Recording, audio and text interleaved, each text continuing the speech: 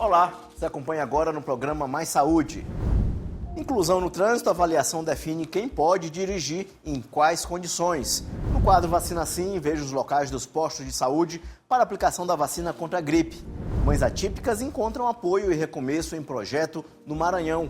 No quadro Fala Doutor desta semana, o assunto é saúde da mulher de 50 anos. Quem vai tirar todas as nossas dúvidas é a médica geriatra Mariane Oliveira. Abril Azul alerta para o autismo e reforça a importância da inclusão. A ação leva serviços de saúde gratuitos para o centro de São Luís. E na Assembleia, agentes de saúde cobram avanços e valorização da categoria. No estúdio, você acompanha uma entrevista com a Cássia Jordão, médica oftalmologista. Ela vai falar sobre terapias integrativas. Eu sou Ismael Gama e o programa Mais Saúde está no ar.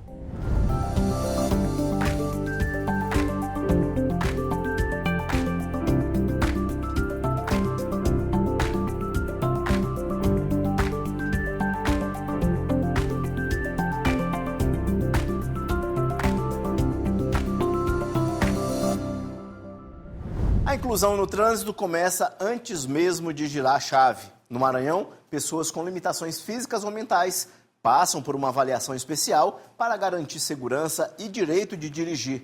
O processo envolve análise médica e psicológica e pode definir desde adaptações até aptidão para conduzir.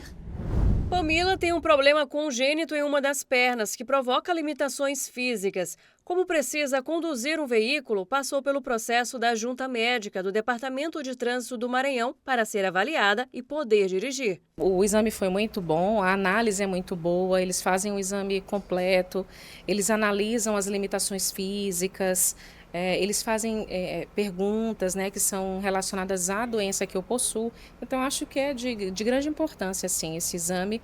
E, quer queira, quer não, quando a gente passa pela junta, a gente se sente mais seguro para conduzir o veículo na cidade, né? Até porque a gente tem algumas limitações e com a análise, a avaliação da junta, a gente se sente de fato mais seguro, sim. Assim como a Pamila, muitas pessoas com limitações físicas e mentais, ao tirar ou renovar a habilitação, necessitam ser atendidas pela Junta Médica do Detran, iniciativa que permite a inclusão e promove um trânsito mais seguro. O Detran, justamente por ter essa preocupação, um cuidado especial com seus condutores, sabe que ao longo da vida o condutor pode, em decorrência de alguma circunstância, ou ter uma deficiência física ou uma situação de saúde que leve a algo especial. Diante disso, o Detran, justamente visando o cuidado, a inclusão social, detém em seu quadro e, portanto, junto às clínicas, a parceria, o credenciamento, a junta médica, para que possibilite essa inclusão ao candidato. Além da junta médica, o candidato também passa pela junta psicológica. Após análise, 4 tipos de laudos podem ser apresentados, considerando o candidato apto, apto com restrições, inapto temporário ou inapto. As restrições ou adaptações devem constar na CNH. Sobre o resultado, os candidatos também podem apresentar recurso ao Conselho Estadual de Trânsito ou ao Conselho de Trânsito do Distrito Federal em 30 dias após saber do resultado. E a solicitação deve ser protocolada junto ao Detran Maranhão. Há necessidade de verificar se o candidato ele está, de fato, adaptado, adequado àquele veículo, aquele tipo. Então, ela vai para uma avaliação para saber se na avaliação de direção veicular ela consegue dirigir com presteza, o domínio do veículo. E aí, gente, é importante dizer que o exame ele é acompanhado pelo médico, perito examinador e mais um examinador também, certo? Verificando que está tudo certo, é compatível, o aluno conseguiu lograr êxito, a carteira é emitida e, portanto, o candidato pode dirigir com mais segurança, tranquilidade, por estar totalmente legal. E também vem a situação da proporcionar a inclusão desse candidato. A Secretaria Municipal de Saúde divulga as unidades de saúde que as vacinas contra a gripe estão disponíveis. Acompanhe o nosso quadro Vacina Sim.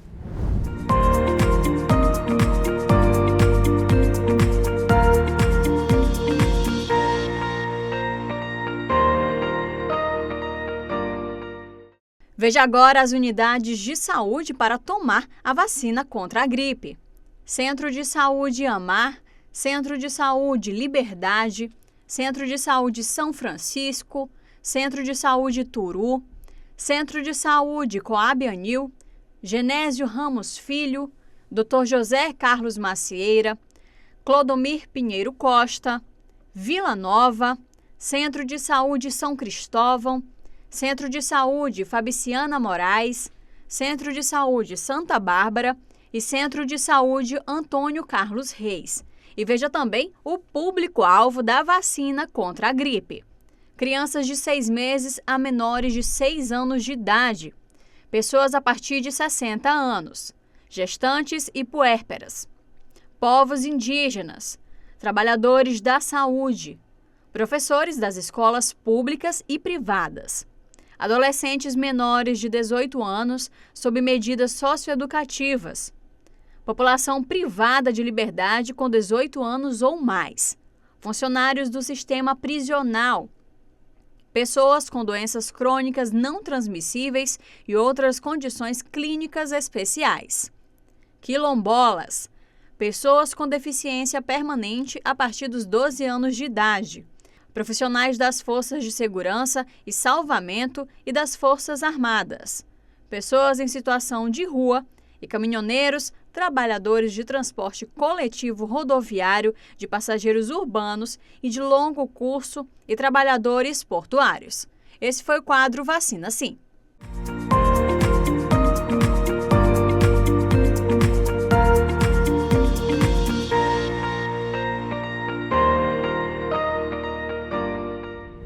Ser mãe já é um desafio. Ser mãe atípica exige ainda mais força, resiliência e apoio. No Maranhão, um projeto tem ajudado mulheres a retomar a própria vida sem deixar de lutar pelos filhos. O Ponte Mãe cria redes de acolhimento e mostra que ninguém precisa enfrentar essa jornada sozinha. Uma plateia formada por mulheres que compartilham vivências em comum. São mães atípicas que enfrentam todos os dias o desafio de buscar mais inclusão e oportunidades para seus filhos na sociedade. Em meio a essa dedicação, muitas vezes, acabam deixando a própria vida em segundo plano.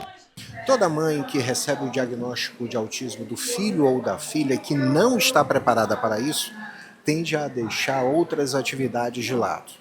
Corre o risco também de sair daquilo que chamamos de eixo, onde corre o risco dela abandonar o trabalho, deixar de lado o restante da família. Encontros como esse vêm justamente no sentido de fazer com que esta mulher volte a este eixo, reorganizando sua vida profissional, se preciso for até em um novo ramo, e fazendo com que este filho ou esta filha seja reconhecida pela sociedade da forma como é. O projeto Ponte Mãe é uma parceria da Associação de Mulheres e Mães Atípicas do Maranhão com o Instituto PUPA, responsável pela mentoria do encontro. Muitas das vezes, quando recebe o diagnóstico, a mãe, às vezes, sofre preconceito, não só com o filho, com ela mesma. Às vezes é chamada de mãe barraqueira, que é mãe louca, que é mãe realmente que bate no filho, ou então que faz tudo de uma forma desorganizada. Mas não é, porque não tem um manual. Quando a gente recebe o diagnóstico de um filho, a gente não foi preparada para ter, né, um filho atípico. Nenhuma mãe está preparada, né, para ter esse diagnóstico. Então, à medida que a gente vai conhecendo, né, essa limitação dessa criança, vai conhecendo como lidar com essa criança, a gente começa a melhorar quando a gente começa a ter terapeutas, né, profissionais capacitados, especializados, para ajudar nesse momento que é muito difícil. O encontro também foi um momento de partilha e identificação entre as mães. Experiências diferentes, mas marcadas por percursos que se cruzam e fortalecem redes de apoio. O mundo ainda precisa aprender que os nossos filhos, eles precisam, primeiro, serem acolhidos. Eles nunca vão te olhar nos olhos, mas não significa que eles não estejam prestando atenção em você, que eles não estejam ligados com o seu sentimento. Então, a inclusão e a aceitação ainda é muito esperada. Apesar de já ter evoluído muito, de 20 anos para cá, a gente já teve ganhos, leis, que na época que Sofia estudava, eu lembro que não tinha nem para ela poder ter um tutor, eu tive que entrar na justiça. Então, hoje, já teve um grande avanço. A gente já tem grupos como o AMAR e tantos outros que já trata dessa causa. Mas a gente ainda precisa fazer essa evolução para fazer com que a inclusão ela realmente aconteça na sua totalidade. No quadro Fala Doutor desta semana, o assunto é saúde da mulher de 50 anos. E quem vai responder nossos questionamentos é a médica geriatra Mariane Oliveira. É com você, João Carvalho.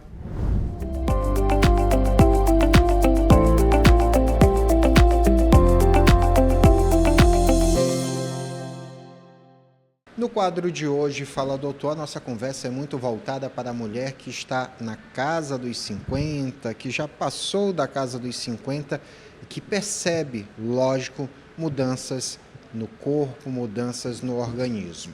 Para entender isso, o que está acontecendo, que muitas das vezes essa mulher tem dúvida, e pessoas próximas também precisam entender o que acontece com ela, é que nós vamos conversar com a doutora Mariane Oliveira, médica geriatra. Doutora, é uma mudança muito grande que acontece no organismo da mulher quando ela entra nessa fase da vida, porque é como se ela se tornasse uma nova pessoa diante do que acontece no organismo dela.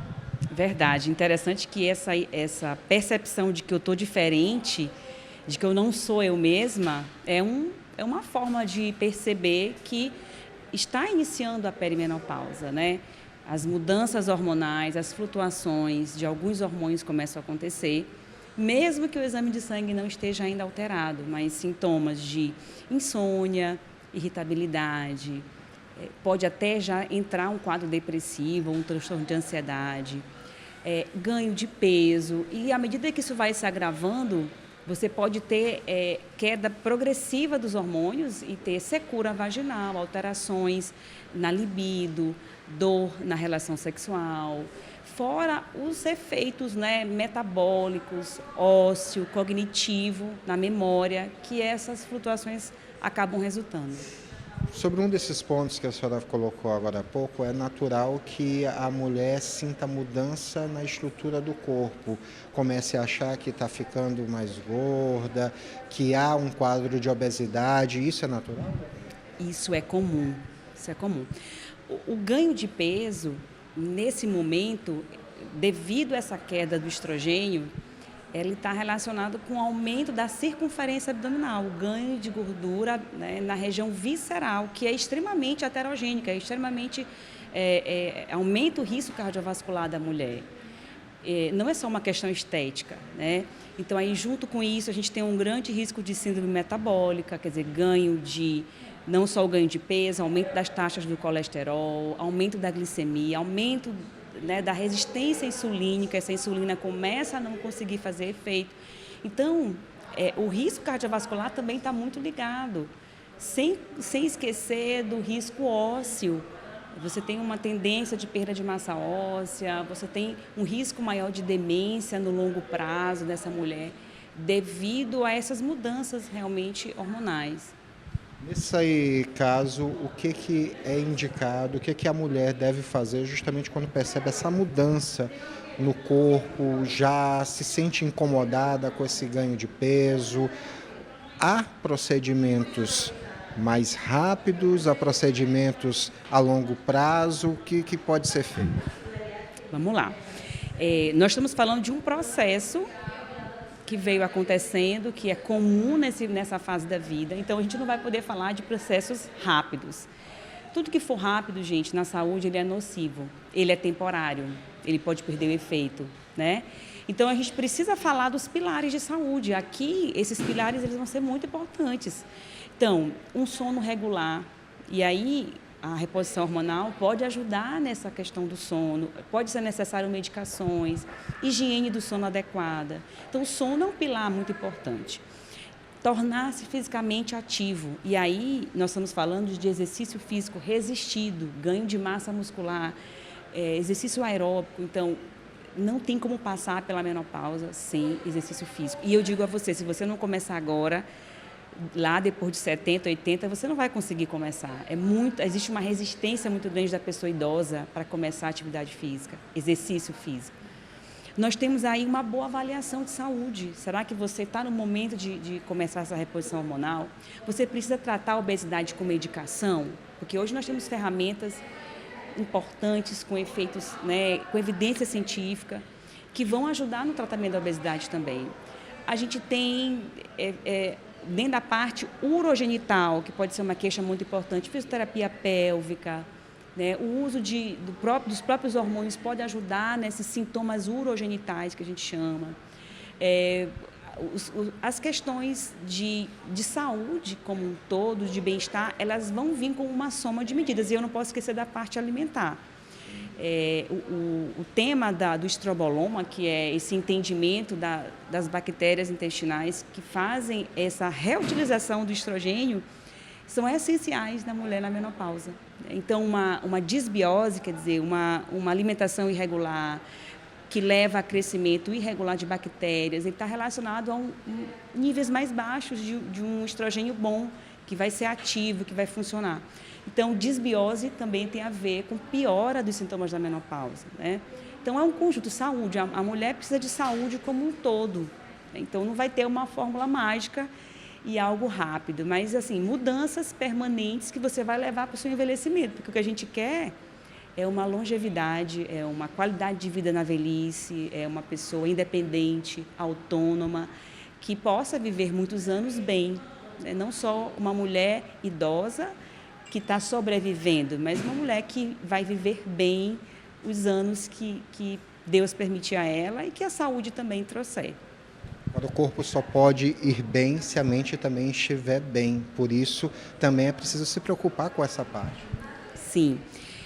E esses sintomas iniciais da perimenopausa, eles podem ser marcadamente de saúde mental. Então, as pacientes chegam no consultório para a gente já com depressão, tomando antidepressivo. Doutora, eu entrei, já foi no colega, já foi no geriatra, no psiquiatra, às vezes no neurologista, já está tomando medicação. Então, é muito comum. Então, ela de repente, se tivesse conseguido fazer ali uma reposição hormonal antes, nessa janela da perimenopausa, porque nós estamos falando de idade de 40 a 55 anos, né?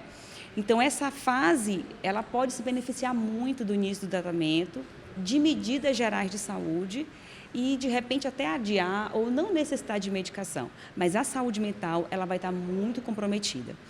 A mulher que não dorme, ela se alimenta mal, ela compensa com doces, ela come de maneira errada, ela não tem energia, ela tem fadiga, não tem energia para fazer exercício físico. Ela pode ter problemas nos relacionamentos, né, com filhos, com esposo, com amigos, colegas de trabalho. O rendimento cognitivo pode ser menor. Então, a mulher que está ali plenamente nos projetos de trabalho, ela pode ter déficits, né? Ela pode estar aquém do que ela poderia fazer, do que ela poderia produzir. Então, essa saúde mental, ela é bem ampla e a gente não vai ter uma estratégia, mas a gente vai dizer para você que uma mulher que buscar estratégia de saúde, ela vai ter também saúde mental.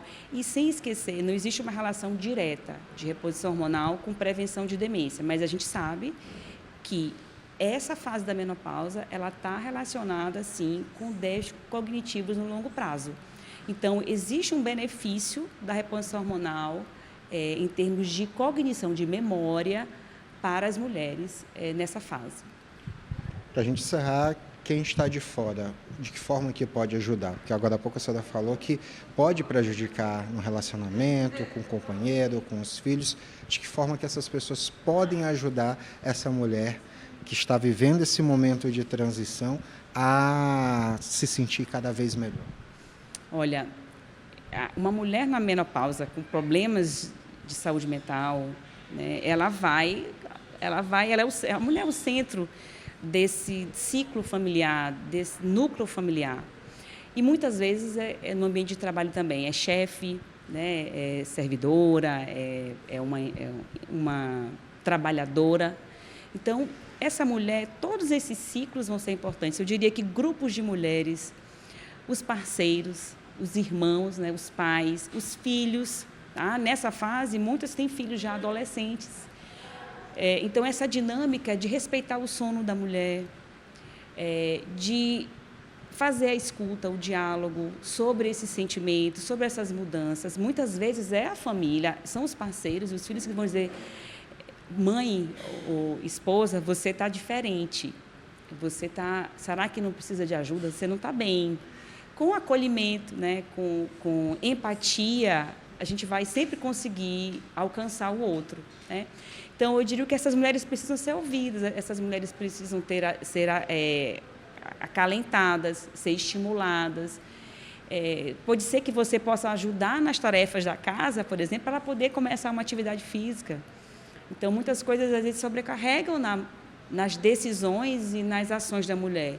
Então, uma família que coopera ajuda essa mulher a ter tempo, né? Quando eu entro, cada um dividindo as tarefas de casa, muitas mulheres são aquelas que coordenam e fazem as atividades domésticas. Então, quando eu distribuo tarefas domésticas, quando eu respeito o tempo de sono, quando eu dialogo, eu estou, sim, favorecendo a saúde da mãe, da mulher que está nesse núcleo familiar. Agradecemos, então, os esclarecimentos. Conversei com a doutora Mariane Oliveira, médica geriatra, que explicou bem como é que se dá esse momento na vida da mulher, que é tão importante para ela e que é preciso também que homens, familiares, amigos respeitem este momento. João Carvalho, para o Mais Saúde.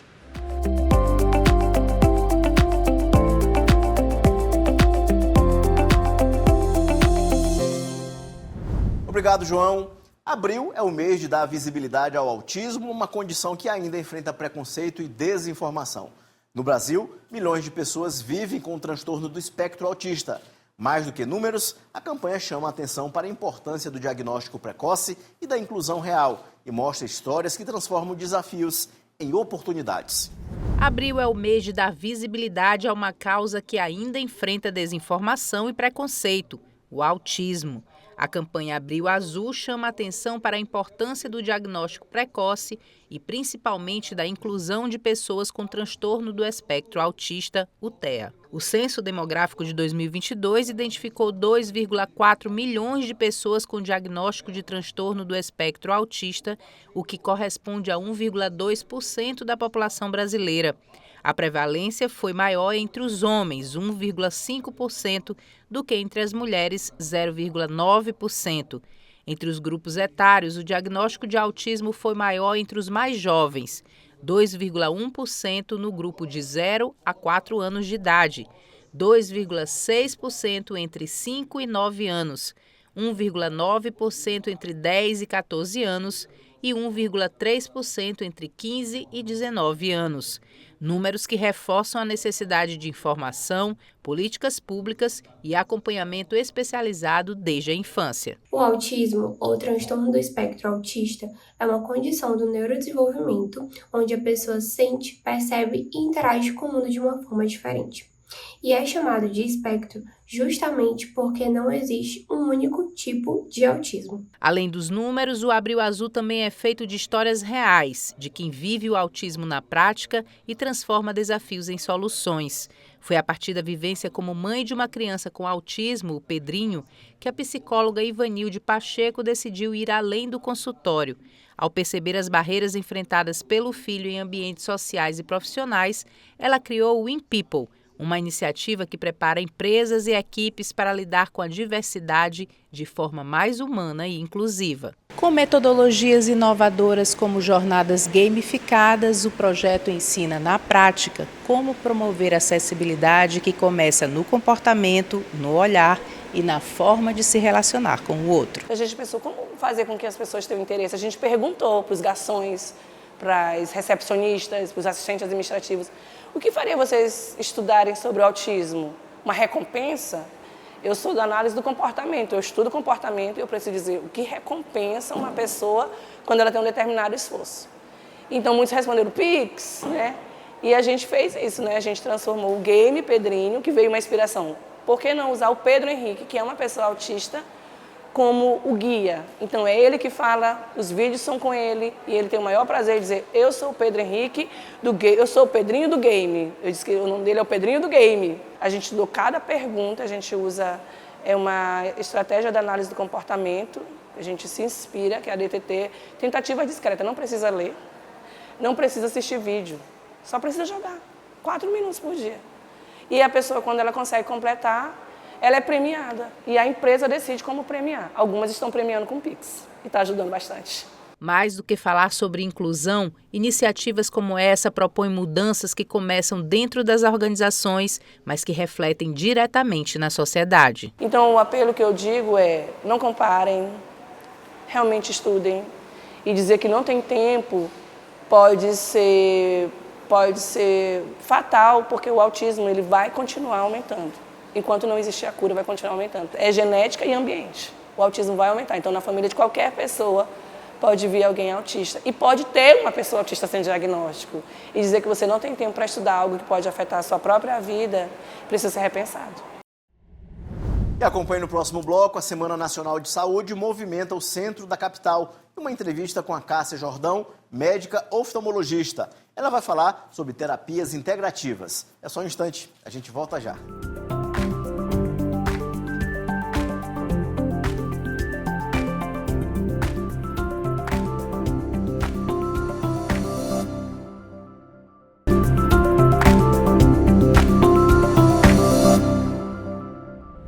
Saúde mais perto da população. Em São Luís, uma ação na Praça Deodoro levou atendimentos gratuitos e orientações para quem mais precisa. Vacinação, testes rápidos e acompanhamento básico. Tudo em um só lugar. A iniciativa reforça a importância da prevenção e do cuidado contínuo. Cuidar da saúde e aproximar os serviços da população. Esse é o objetivo da ação realizada pela Secretaria de Estado da Saúde durante a 2ª Semana Nacional da Saúde, na Praça Deodoro, no centro de São Luís. Durante 2 dias, a mobilização reuniu diversos atendimentos gratuitos e orientações à população. Entre os serviços ofertados estão a aferição de pressão arterial, testagem rápida para HIV, vacinação, orientação nutricional e avaliação odontológica. A iniciativa busca incentivar a prevenção e facilitar o acesso da população aos cuidados básicos de saúde. Consultas ginecológicas, dermatológicas, psiquiátricas. Nós estamos também oferecendo consulta com clínico geral. Nós também temos a rede Sorri, onde está ofertando limpeza e restaurações. E se precisar de mais alguma coisa, já está encaminhado para ir diretamente para algum Sorri mais próximo. Com agendamento já tudo ok. Nós também estamos ofertando triagens, exames de teste rápidos, juntamente com o Viva Procon, a emissão de documentos de RG, do cartão do SUS, do CIPTEA, e também carteira de trabalho. A ação também é uma forma de conscientizar a população sobre hábitos saudáveis e a importância do acompanhamento regular, fortalecendo o trabalho da atenção básica em saúde. De fundamental importância por causa dos casos, ocorridos na cidade e ainda mais para mim, que sou da área da saúde, trabalho numa emergência, e a praticidade é que eu vim ao centro e vi que estava tendo essa campanha e aproveitei para fazer a vacina. A programação faz parte de uma mobilização nacional que reforça o papel da prevenção e do acesso à informação como caminhos essenciais para uma melhor qualidade de vida. Demandas da saúde em pauta na Assembleia. Agentes comunitários de endemias levaram reivindicações à Frente Parlamentar em Defesa do SUS. Entre os temas estão o piso da categoria. Esta é a 3ª reunião da Frente Parlamentar em Defesa do SUS, instalada na Assembleia Legislativa do Maranhão. O presidente da frente, deputado Antônio Pereira, recebeu agentes comunitários de saúde e agentes de combate às endemias para discutir as demandas das categorias. A Frente Parlamentar discutindo assuntos de grande importância, de relevância a nível de Estado, o governador do Estado, Iracema Vale, o então secretário na época também já assinou o ano passado uma lei importante de complementação salarial para essa classe, dos agentes comunitários de saúde, agentes de endemias e os técnicos também dos agentes comunitários. E agora eles retornam com um pedido no sentido de que haja também mais complementação dentro do escalonamento durante 5 anos. Eu acho que é viável e que devemos pelo menos colocar na mesa para discutir com o governador Carlos Orleans Brandão. Os deputados Arnaldo Melo e Wellington do Curso também participaram da reunião. Os agentes comunitários de saúde vieram falar sobre a Lei 12.694 de 2025, que trata sobre o programa Cuidar de Todos. Uma das pautas foi a premiação dada aos municípios que alcançarem os indicadores propostos pelo governo. Os agentes querem entender os critérios da premiação.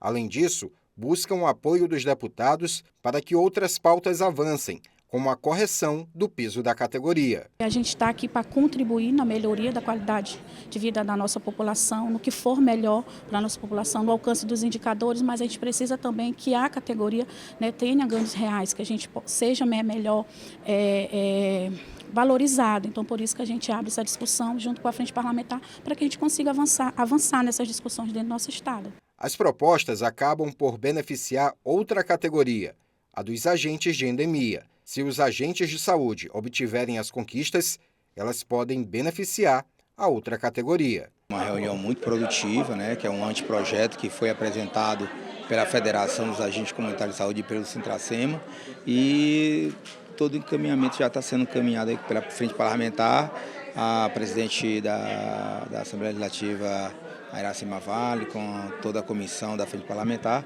e é muito importante para as duas categorias, tanto para os agentes comunitários de saúde quanto para os agentes de endemias, né?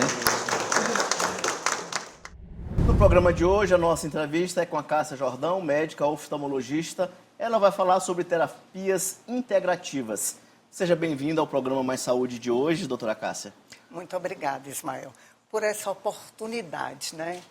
Nós médicos costumamos ficar muito assim, em consultório, né, em atendimento. Então, quando a gente tem a oportunidade de falar ao público, isso é muito bem-vindo. Doutora, o que é oftalmologia integrativa? O que isso quer dizer? Na verdade, Ismael, não é uma especialidade. A especialidade é oftalmologia. O termo integrativo é porque o objetivo é que, a partir de então, todos nós, médicos, os colegas, comecemos a verificar, a identificar, a consultar o paciente de uma maneira mais integral, sem segmentar.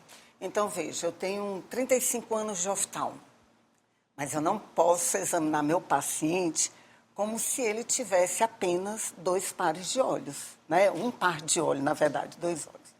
Ele, na verdade, é um sistema fechado, ele é um ser humano, que tem a questão física, tem a questão emocional, tem a questão espiritual. E tudo isso ele traz quando ele vem consultar comigo. Então, quando a gente coloca dentro dessa abrangência de atendimento a integrativa, você vai levar em conta todo o sistema. Por exemplo, eu, oftalmo, muitas vezes tenho que tratar do intestino do meu paciente, porque repercute no olho, repercute em alergia, repercute numa série de coisas. Então, essa visão integrativa é o que a gente está querendo trazer hoje em dia, né, para a nossa abordagem. Doutora, você participou recentemente de um evento em São Paulo. Do que se tratou esse evento? Eu participei de um congresso de obesidade, né, que foi organizado pela Sociedade Brasileira de Endocrinologia e Medicina da Obesidade.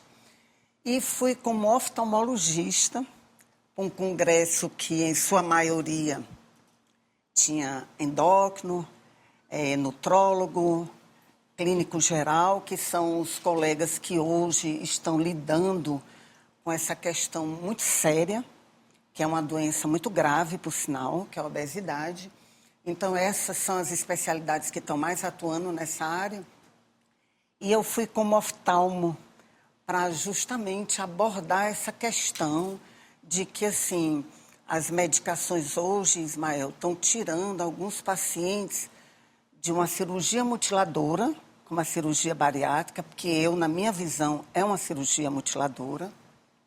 Estão tirando esses pacientes dessa cirurgia, estão trazendo, inclusive, essas medicações estão trazendo dignidade para alguns pacientes, né? Então, assim, realmente a gente está vivendo um momento muito bom em lidar com uma doença tão grave, tão severa, que está acometendo, né, assim, boa parte da população. Mas sempre tem mais um efeito colateral, né? E essas medicações não estão fora disso, né? Elas realmente podem provocar efeitos colaterais e que, às vezes, podem chegar a serem muito graves, como a própria cegueira. Doutora, em relação ao peso da pessoa, tem alguma relação com a saúde ocular? Como é que funciona essa ligação? O que acontece? Quando você está com sobrepeso ou com obesidade, você está inflamado. Né? Sim. As células gordurosas, na verdade, são as células mais inflamadas do nosso corpo. E a gente tem um tecido no olho, que é a retina, que inclusive é o tecido metabolicamente mais ativo do nosso corpo. Então, qualquer alteração hemodinâmica, metabólica, hormonal que você possa ter em todo o organismo, afeta diretamente o olho, por conta disso, por conta da gente ter esse tecido que é muito vascularizado, que é a retina. Doutora, em relação à medicação, elas podem prejudicar também a saúde ocular? Sim, é como eu lhe disse. O que acontece? Esses análogos, né, do GLP-1 e o GIP, né, que é o caso da tizepatida, por exemplo, é uma medicação excelente e que a gente vê mesmo que trata, inclusive, a compulsão, porque ela atua lá em cima. É muito interessante a atuação dessa medicação, muito eficaz. Mas o que acontece? Muitas vezes o paciente, ou ele já está inflamado, ou ele é um paciente diabético, ou ele é um paciente hipertenso. E aí o que acontece? Quando você tem uma queda muito abrupta da glicemia, sim, ou do próprio peso, ou da alteração da pressão arterial, você vai ter repercussões oculares. Então, se o paciente, por exemplo, ele é diabético e ele tem já retinopatia diabética, ele pode desenvolver uma exacerbação dessa retinopatia dele. O paciente, por exemplo, se ele for um alto hipermétrope, então, por isso que é importante a presença do oftalmo na abordagem de um paciente que esteja... Isso. Se o paciente for alto hipermétrope, por exemplo, ele pode ter um nervo óptico que a gente chama crowded, que é um nervo óptico menor. Mas isso é congênito, a gente chama até pseudopapiledema. Não é um nervo óptico edemaciado, inchado. Não é pseudopapiledema. Mas se tem que é um fator de risco o paciente desenvolver uma neuropatia óptica isquêmica não arterítica e que leva à cegueira. Problema sério, hein? Sério. Doutora, em relação a essa relação do peso e medicação, como foi trabalhado nessa semana que passou lá em São Paulo, nesse congresso? Como é que foi isso? Não, aí veja só, o congresso, assim, na verdade o congresso... Uma semana, né? Foram 3 dias. E foram dois ambientes, né? E eu acho que tivemos em torno de umas 80, talvez, palestras. Foram muitas palestras, né? Muitas palestras. E aí a gente, como eu lhe disse, teve médicos dessas áreas, mas também tivemos de nutricionistas, né? De fisioterapeutas e até de educador físico. Porque outra coisa que é importante que se saiba é que você pode estar fazendo uma terapêutica, um tratamento medicamentoso, mas não implica em que você não deva fazer a questão da dieta. Sim. E da atividade física. Sempre. Sempre. Então, assim, o que a gente verifica é que todos os colegas apresentaram casos muito interessantes de realmente muita eficácia. Então quer dizer que o estilo de vida da pessoa influencia muito também na saúde ocular. Muito. Não, influencia... Em tudo. Em tudo. Influencia na vida da pessoa, né? Então, assim, você dormir bem, você comer bem, você tem bons pensamentos, você gostar do que faz, do seu trabalho. Mais disposição. Você ter boas relações, tudo isso implica em saúde, né? Implica em bem-estar, sem sombra de dúvida.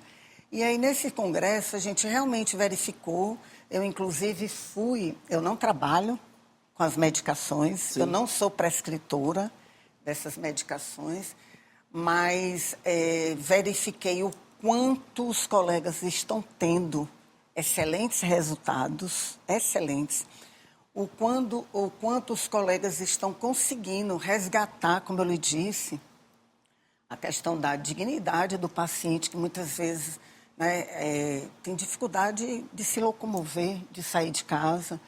E dentre esses pacientes com indicação de fazer uma cirurgia, que é a cirurgia bariátrica, né, eu pessoalmente, como profissional, eu não sou a favor dessa cirurgia. Realmente, eu acho que poucos casos de indicação, porque o que a gente vê é que o índice de alcoolismo, de suicídio, de desnutrição é muito alto. Eu tenho no meu consultório pacientes em situações difíceis, em decorrência de uma cirurgia tão, na verdade, mutiladora mesmo. Essa é a minha opinião. Doutora, essa questão da saúde ocular, ela não era, ainda não era muito tratada de forma integrada com outras especialidades. É uma coisa mais recente? Isso, é mais recente, Ismael, exatamente. Então, assim, eu tenho 35 anos de oftalmo e trabalho com as práticas ortomoleculares e com essa visão integrativa há 12 anos, mais ou menos, um pouco mais de 12 anos. Então, assim, o oftalmo, ele costumava ficar muito reservado ou até muito excluído da questão sistêmica na abordagem do paciente, né? Mas aí, quando a gente começa a verificar da importância de você conhecer o intestino, de você entender o metabolismo daquele paciente, de você saber que essas alterações que ele pode ter metabólicas vai interferir na visão, vai interferir na prescrição de um óculos, na indicação de uma cirurgia, aí alarga muito tanto a sua visão como o seu conhecimento, né? Doutora, uma pessoa com obesidade, qual seria o sinal de alerta em relação à saúde ocular? Tem alguma coisa mais comum e mais específica de sintoma que possa ser identificado e procurar ajuda, um alerta rápido? Veja só, aí volto a dizer, o paciente obeso, na medicina a gente encara como sendo um paciente inflamado. E aí a gente tem a retina, que ele é até um preditor. Chega tudo antes lá. Exatamente. Né? É um preditor. Então, muitas vezes a gente pode dar um diagnóstico de uma diabetes no paciente 5, 6 anos antes. Você pode dar um diagnóstico de uma hipertensão arterial. Você pode dar diagnóstico de um tumor cerebral que ainda não esteja tendo repercussões clínicas naquela área através de um exame do fundo do olho, né? Então, realmente, na verdade, não só o paciente obeso, né? Que hoje é o nosso tema e, graças a Deus, a gente está tendo esse estudo, essa mobilização da maioria dos médicos com relação a essas medicações, por exemplo, né? Mas as pessoas, de uma maneira geral, o ideal é que realmente o exame oftalmológico seja mais de rotina do que tão somente ir porque eu preciso do óculos. Sim. A oftalmologia vai muito além do que você prescrever óculos para um paciente. A gente tem como diagnosticar outras doenças através do olho, além do que o oftalmo ele não só prescreve óculos, ele identifica se você tem glaucoma, se você tem catarata, se você tem alguma alteração ao nível de córnea, de íris e por aí vai. Realmente é um universo muito grande a oftalmologia. Doutora, um recado para o pessoal que está em casa, a nossa entrevista está chegando ao fim, muito produtiva, muito bom ouvi-la hoje aqui. Agora um recado para o pessoal que está em casa sobre a importância de manter a saúde ocular e esse cuidado com outros profissionais também. Importante fazer isso. Ismael, a partir do momento que eu fui convidada para esse congresso, me despertou a importância de eu ser um instrumento de alerta com relação aos profissionais da área de saúde que estão prescrevendo essas medicações anti-obesidade, aos meus colegas oftalmologistas e aos pacientes que estão em uso dessa medicação. No meu entender, o correto seria todos primeiro irem a um oftalmologista, identificarem determinadas situações, se for o caso, fazerem determinados exames que possam ser preditivos ou exames preventivos, e a partir daí você ser medicado. Por quê? Porque caso você tenha, por exemplo, uma baixa de visão, ela pode ser transitória pela mudança do nível de glicose que você está apresentando ali. Ela pode ser realmente transitória, mas ela pode ser o primeiro sinal de uma doença grave, como a neuropatia óptica isquêmica não arterítica. Então, quem vai saber se é algo transitório ou se é o primeiro sinal de uma doença grave? Só o oftalmologista. Então, na verdade, a minha ideia é que todos busquem uma consulta com o oftalmologista. Não só para tirar óculos, né? Não só para receber o óculos, mas também para ter essas informações que são bem importantes. Doutora Cássia Jordão, obrigado por sua participação aqui no programa Mais Saúde da TV Assembleia mais uma vez. Muito obrigado pela oportunidade, excelente. Esse foi o nosso programa Mais Saúde de hoje. Para você, um bom início de semana e a gente se encontra no próximo domingo, às 9 da manhã. Até lá!